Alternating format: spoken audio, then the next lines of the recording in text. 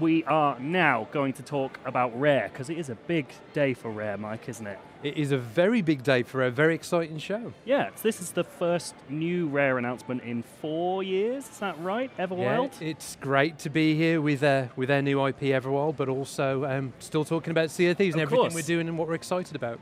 I would be remiss if I know you've already told me off air that we can't talk much about Everwild, but is there anything you can tell us? What's the broadest possible strokes that you're allowed to say what Everwild is? I think that's fair. Now, I think, as you know, and I'm sure you can appreciate, Rare has always been a company that wants to push and do interesting things and innovate. And what I will say is, like us on the Sea of Thieves team, we're very excited for what the Everwild team are doing. And, you know, Louise and her team on Everwild will be sharing more in the coming months, but it's very exciting. Can you say there are any hints in the trailer as to what people might be able to get up to? Should people be studying? I accept no less that Rare fans and gaming fans will go through frame by frame and try and deduce what's being kind of like said there, but like they absolutely should do that. Okay, excellent.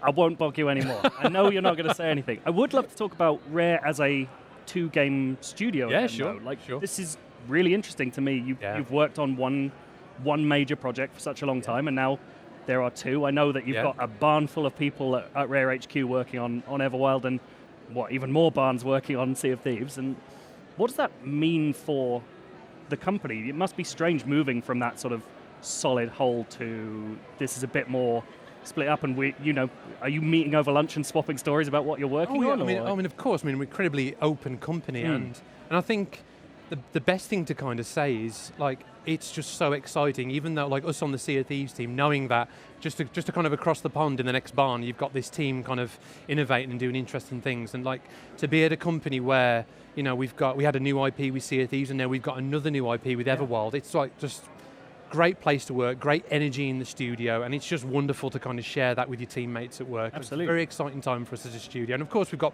obviously Battletoads as well that we're working on with Delilah. Obviously they're huge Battletoads fans, and it's great to bring that IP back to kind of a modern audience. So just a great time to be a developer working at Rare and being interested in all these kind of creative opportunities we have. Is this what it's going to be like for the foreseeable future? Is this Rare as a company now? Because we've seen it in different iterations over the years. Does this feel like Rare is this company now? We're making new IP.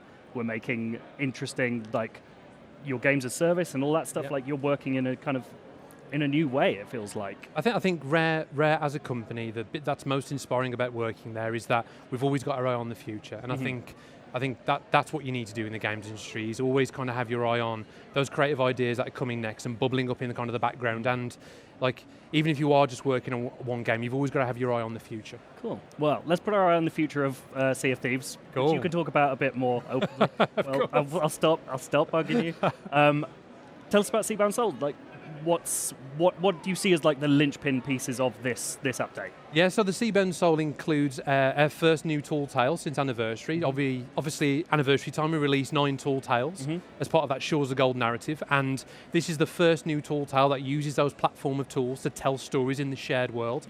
And if you saw kind of the trailer tonight, you saw the mysterious Captain Pendragon emerging from the painting, and Shipwreck Bay, an island in Sea of Thieves, has been there since their early technical alphas. People have been sailing there, exploring there, and it's going to dive into the story of that wreck, why the wreck is there, who is Captain Pendragon, what's the story behind it. It's got some cool little cliffhangers in there, so It's going to be really kind of cool to see how that goes down with their audience. It's gone down really well with their insiders, so I can't wait to see that release.